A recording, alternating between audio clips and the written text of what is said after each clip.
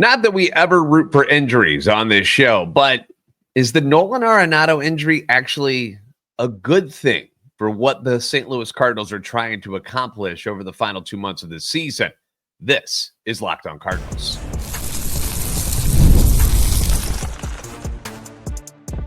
You are Locked On Cardinals, your daily St. Louis Cardinals podcast, part of the Locked On Podcast Network, your team every day. Hello there, Cardinals fans. I'm JD Hafford, and I'm your host for Locked On Cardinals, part of the Locked On Podcast Network, covering your team every day. You can follow me on X at JD Sports Radio. The podcast available on X as well at LO_Cardinals. We're also on YouTube. Of course, TikTok, Instagram as well at Locked On Cardinals. This is a show serving Cardinal Nation and giving the best fans in baseball all of the info about the birds on the bat. Today's episode brought to you by 5 Hour Energy Transfusion. Go to 5hourenergy.com today and use my promo code, which is Locked On Golf, to receive 20% off your order. Only valid through September 30th. Order transfusion-flavored 5-hour energy shots today. So on today's episode, we're going to discuss what we just saw in the series in San Diego, where the Cardinals dropped 2 of 3. We'll also preview the upcoming series against the Dodgers. A lot of Ohtani expected in this particular series, which is fun, I guess.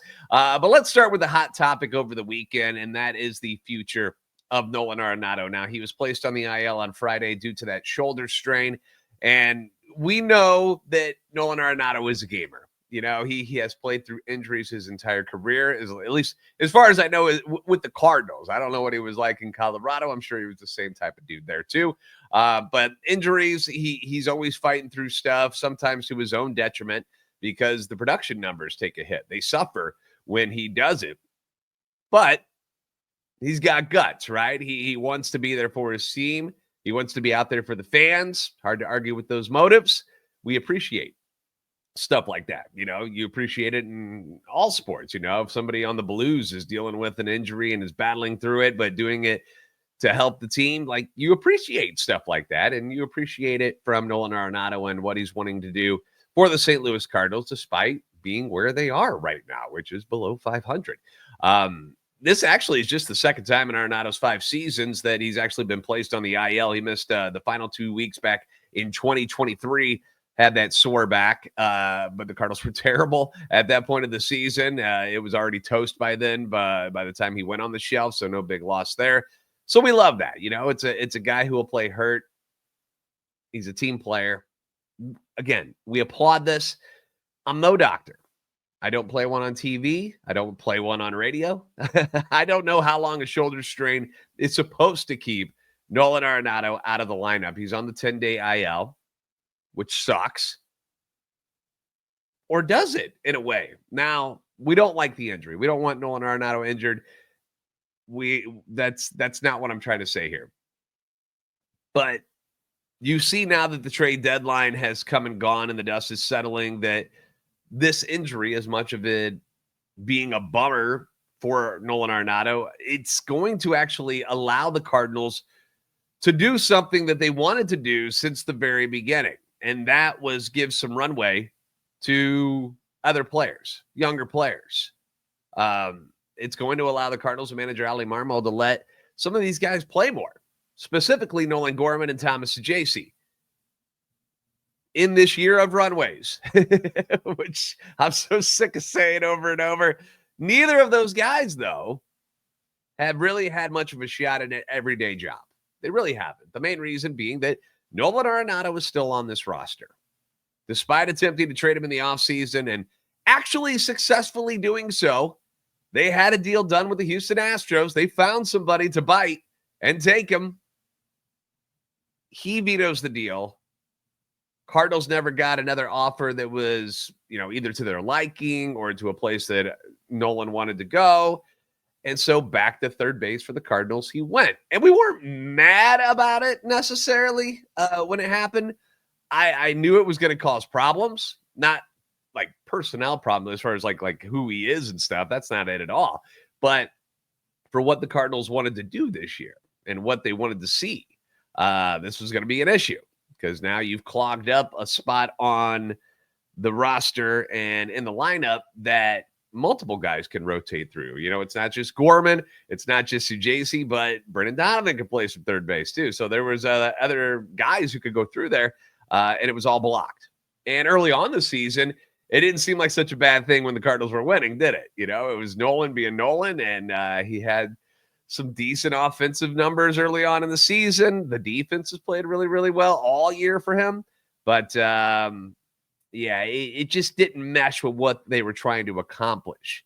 And it was just completely contradictory to what the season was supposed to be about. The only runway guy who actually got any runway this year was Jordan Walker, but he didn't really get it either because he's dealt with injuries on and off. So that whole plan has been a bust too. So anything the Cardinals really wanted to try as far as like the offensive players, none of this worked. None of this worked at all. Victor Scott, I guess, has gotten the bulk of the playing time in center field, and that's great. But the two guys, Gorman and Walker, who they really wanted to see, it hasn't worked out at all this season. But with Arenado out of the picture right now due to the injury, which again, we're not rooting for it. We're not saying it's a good thing. I'm just saying that because of this situation and that Gorman is healthy again after dealing with yet another back injury, you're seeing him get more time at third base. JC has also seen some time there.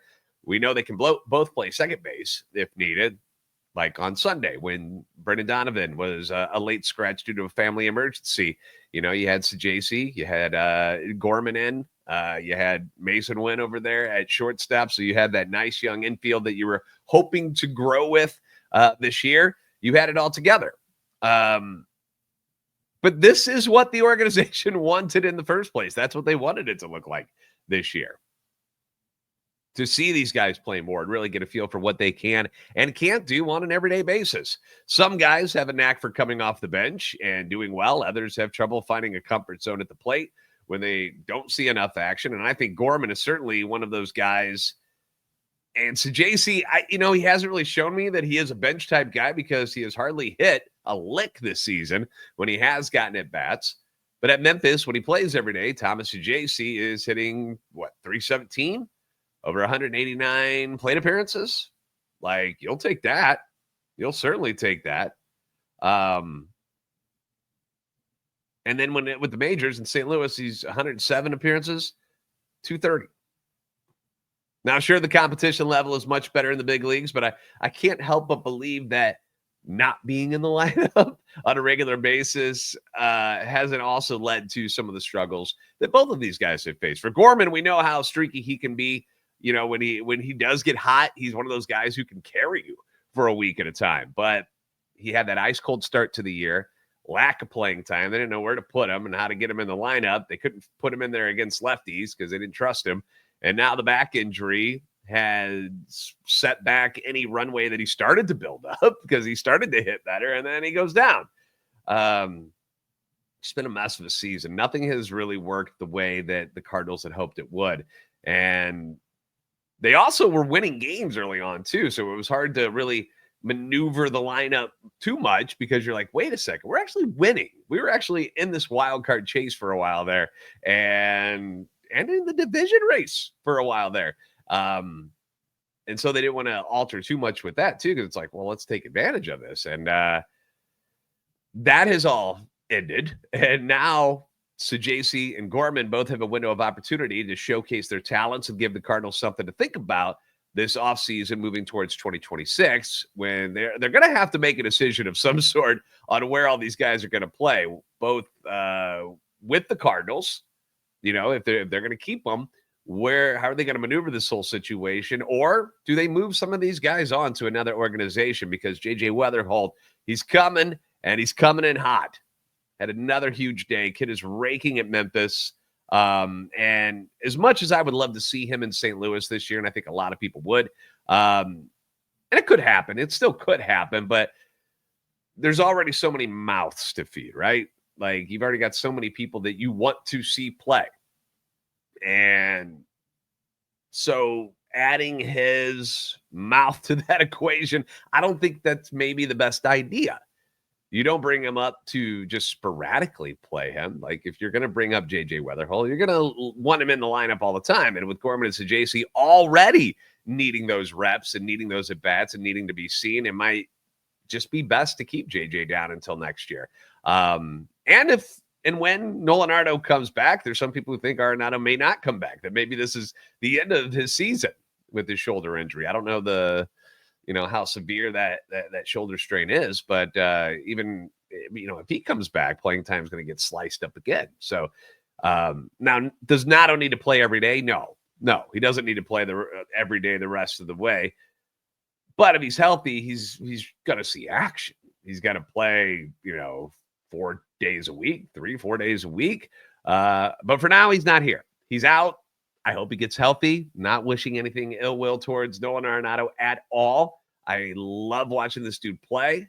I hope he gets back healthy, and I hope he gets some rest and he comes back. And if he does come back, he's better than ever. But there's no rush. Take your time, dude. We got some homework to take care of while you mend up. We got some guys we need to get into the lineup and check out as we think about 2026. So, and we certainly missed his glove this weekend. My goodness, his glove at third base. When you have something that good and you take it for granted, and that is something that the Cardinals have had, is a really good defense over at third base for quite a long time now. Nolan obviously being a big part of that, and that wasn't necessarily what we saw this weekend. So we're going to talk about this Padres series. That's going to come up next here for you on Locked On Cardinals.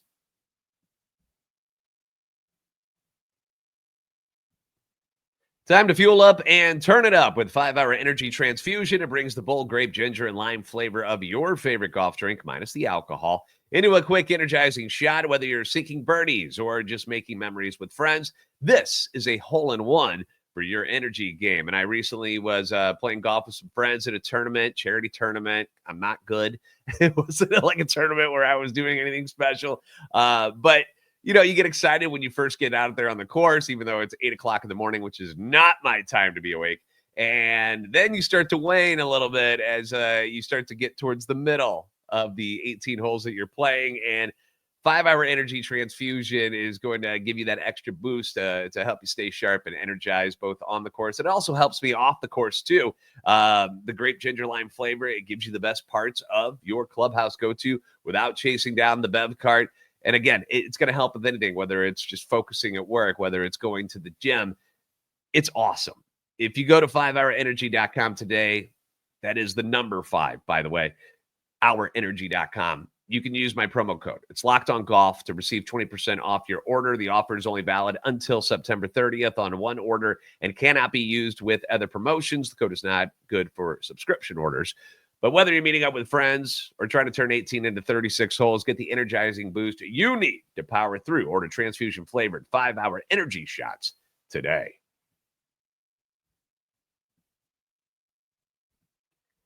Thanks again for making Locked On Cardinals your first listen every day. Leave your comments on YouTube as well as on X or TikTok anytime you want. Your feedback always welcome and encouraged. Curious about your thoughts with this Nolan Arenado stuff.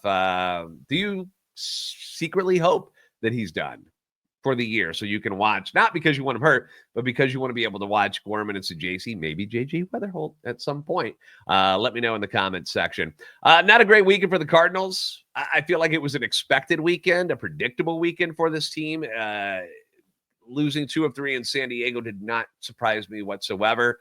They fall 4-1 on Friday. They get the win on Saturday, 8-5, but then they lose the rubber match on Sunday, 7-3 in a game that really wasn't nearly as close as that final score says it might be. Friday's game can be summed up in one phrase, really: more errors than runs scored, which is not something you ever want to happen. That phrase should make you vomit in your mouth at least a little bit, if not a whole bunch, if you're a Cardinal fan. That was bad baseball. That was not fun to watch for the Cardinals. 2 throwing errors, one by Nolan Gorman and one by Wilson Contreras. The other one was by Ryan Fernandez. But those 2 errors by Gorman and Contreras led to 3 earned runs and a bounce Matthew Liberatore after just 4 1/3 innings. Libby ends up giving up 4 runs, but only one of those runs was earned, but also only struck out 1 hitter. And he walked 2. So not exactly the balance that you're looking for. Bullpen wasn't bad, though, on Friday. Swanson, Graceffo, Ryan Fernandez. Welcome back, Ryan Fernandez. They looked fine. But no offense equals no winning. It doesn't matter if you're team gives up 1 run. If your pitching staff does so good and you can't score any, that's a problem. The only run came on a home run by Wilson Contreras. The team had just 4 hits, only 1 against starter Nick Pivetta, who's been very good this year. Let's not take anything away from who Nick Pivetta is. Like, he's a very good pitcher. So tough day for the Cardinals at the plate. You want more out of them. You want to see more out of them, but sometimes you just get burned. You know, the pitching staff for the San Diego Padres. This is a playoff team. This is a team that's going to the playoffs. And Nick Pivetta has been excellent this year. And he carved up the Cardinals on Friday night. Saturday, it was Michael McGreevy Day for the Cardinals, which is always exciting. And although it started off very bumpy, he got knocked around a little bit early on in that game. The Cardinals fell into another hole. It was 4-0. But the offense, which has been, one of those offenses that never says die, bounces back. They get that huge 3-run home run by Pedro Pages, just a monster shot into left field at a time when a lot of us are, and I'm talking about like media people and guys that cover the Cardinals, talking about how horrible Pedro Pages has been at the plate. And he comes up with this massive 3-run shot, which is really nice to see. It kind of flips the switch for McGreevy. All of a sudden, McGreevy was incredible over his final 3 innings after struggling through the first 3. Could have been nerves, just, pitching in San Diego. That was his favorite team growing up. Parents were in the stands. Maybe that's what it was all about. Also, the Padres are freaking good. They're a very good offense. Again, this is a playoff team. They went out and made a number of moves at the trade deadline, aggressive moves to make give themselves a chance to make another run in the National League playoffs. Like, they're still gunning for the Dodgers in the NL West. They haven't given up on that dream, but they're certainly a team that's, I don't know how people are going to catch them in the playoff chase. So, like in the division, the Reds went out and made some moves, and I just don't know if they have the horses to keep up with what the Padres did, but they got 2 months to figure it out. But McGreevy, after he settled in, the offense kind of woke up for the Cardinals, and eventually they took that lead on the Mason win, 2-run double, and end up taking game 2. And with the pitching depth issues that this organization has right now, partially due to bad player development and partially due to injuries that have happened in the organization, to see McGreevy pitch, better in those last 3 innings, that was kind of a sigh of relief moment there, because, he got rocked in his last outing. He did not get off to a good start in this one. You're like, oh boy, here we go.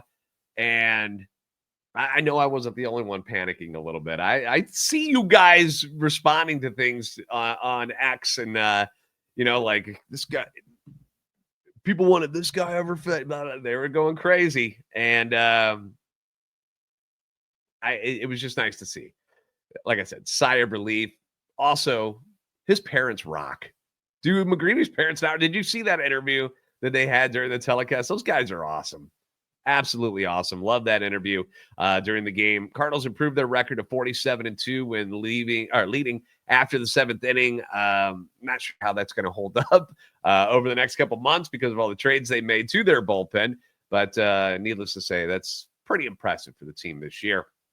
Then on Sunday, the offense just gets abused again over 8 innings by Dylan Cease and the Friars bullpen.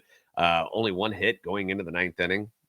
They look completely overmatched at the plate. And, this is a guy in Dylan Cease who, it wasn't that long ago that Cardinal fans wanted him in a Cardinals uniform. That was something they were looking forward to when he was with the White Sox. They're like, that would make a lot of sense.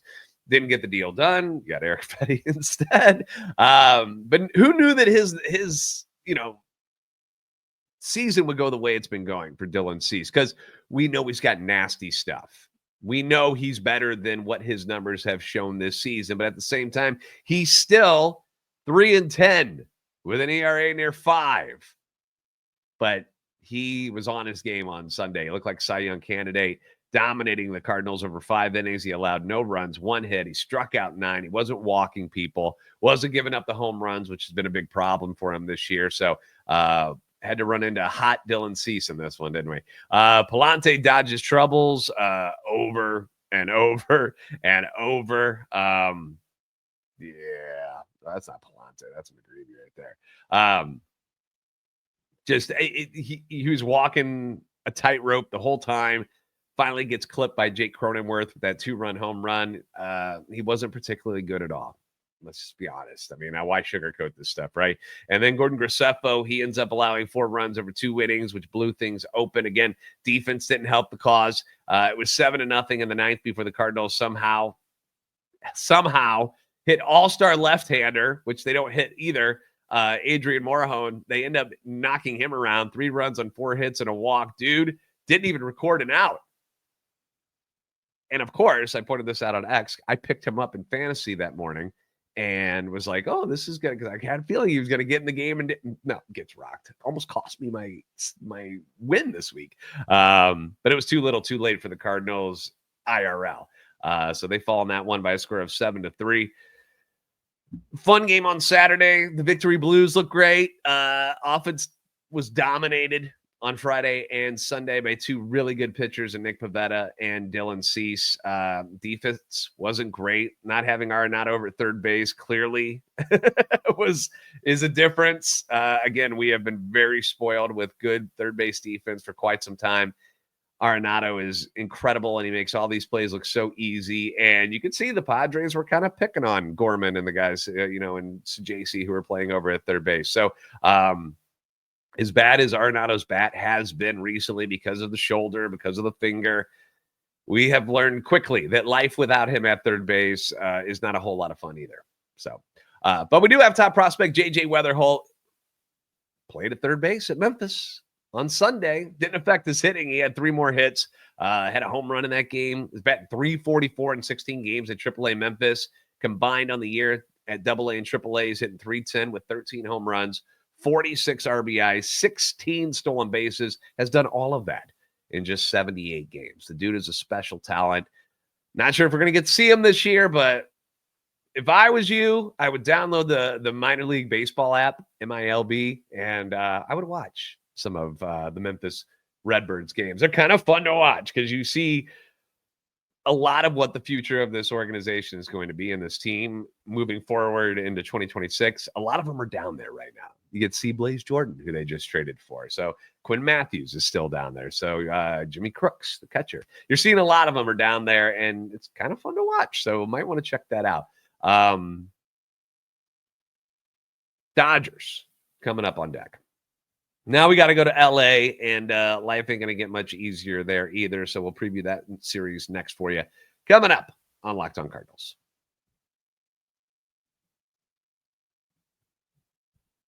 Summer sports are in full swing, and whether you're all about baseball under the lights, golf on the green, high-stakes soccer action, FanDuel is the best way to make every game even more exciting. I know we got the NFL coming up here shortly. You're already following the action. Why not make it a little more thrilling? With FanDuel, you can get in on the game while your friends are out there getting sunburned at the beach or at the river or whatever they're doing to waste time. You instead are going to be winning.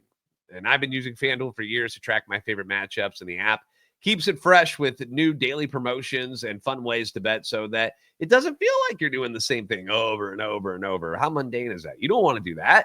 FanDuel makes sure that it doesn't happen that way. Super easy to use. They're fast to pay out when you win and makes even regular season games feel like must-watch events. So whether you're placing a same-game parlay or watching a bet right into that 9th inning, FanDuel makes it feel like you're part of the action. And if you are new to FanDuel, good luck, because new customers can bet just $5 and get $150 in bonus bets if your first bet wins. Open the FanDuel app today or visit FanDuel.com/lockedon to get started.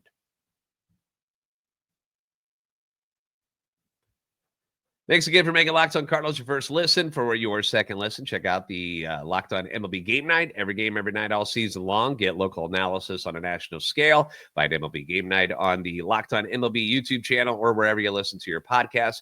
I'll be on there tonight hosting with John Fritsch from Locked On Angels. Cardinals got the late game tonight, so you're going to be up anyway watching, right? Right? Cardinals now 56-57, so maybe you won't be. And if they finish the year over 500, honestly, I'd be very surprised. I'd be very surprised just because they just don't have enough arms. I expect the offense to be better than what we've seen. I expect to see some of these young guys get better as the final months continue to roll on.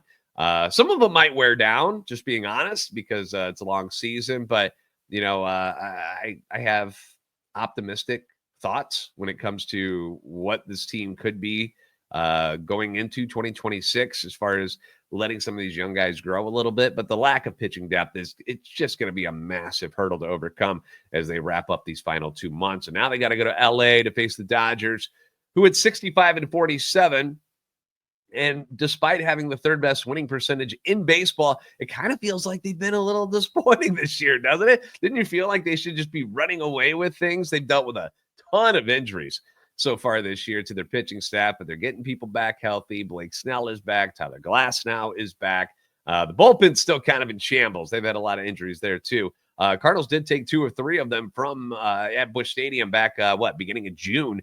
But these two teams are heading in completely different directions. Sonny Gray will get the ball in game 1 on Monday against Tyler Glasnow. Sonny has not been good in his last 3 starts, 13 in the third innings, 17 earned runs, 30 hits. The ERA is at 11.48. All of that is awful, disgusting, terrible. I don't have any other adjectives to use for it, to describe it. It's just trash, absolute trash that we're seeing from Sonny Gray right now. He's trying to work on it. He's trying to turn things around. It's not a lack of giving a crap or anything like that. He's just having a bad run right now.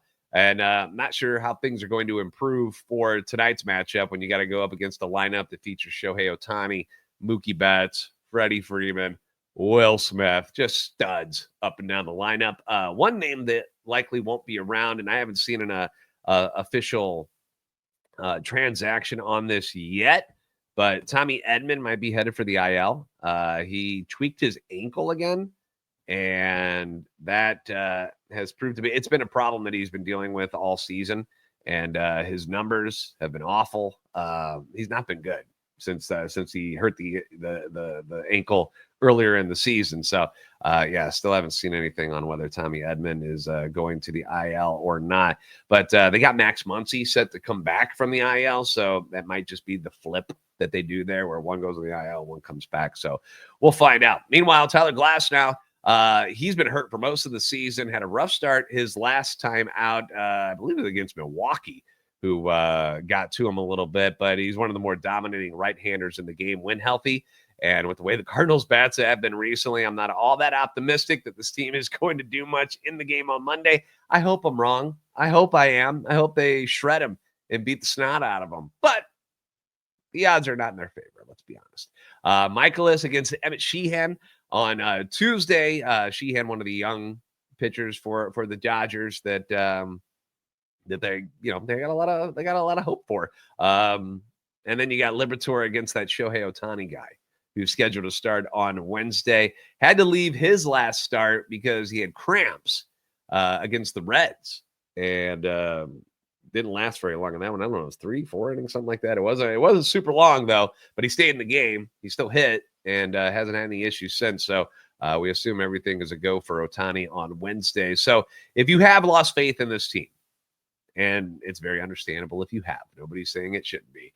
And if you're struggling to find a reason to watch him and stay up late for these LA games, at least know that you'll have a healthy dose of Shohei Ohtani. It's expected to happen. Best player on the planet should get a lot of game time over the next 3 days. And you get to watch the Dodgers, who are a really good team. And the Cardinals are going to be the underdog, and they're going to try to play spoiler in this one. But Shohei is on the field, so you should watch. He's worth the price of admission. Thank you for making Locked On Cardinals your first listen every day. For your second listen, be sure to check out the Locked On MLB Game Night. Obviously, that's a big deal. Also, if you haven't already, please give us a follow on X at @LO_Cardinals and at JD Sports Radio. You got me on TikTok. You got me on Instagram. Subscribe on YouTube if you haven't already. Making that push for 13,000 subscribers. We're past the halfway point. We're pushing right now. We're at 12,000, almost 600. Trying to get to 13,000 before the season ends. And I know it's tough because this team is not very good right now. But I'm hoping you'll stay with us. And I will be here every day with you as we get through it together. All right? Stay strong. You guys are the best fans in baseball for a reason. We'll see you next time on Locked On Cardinals.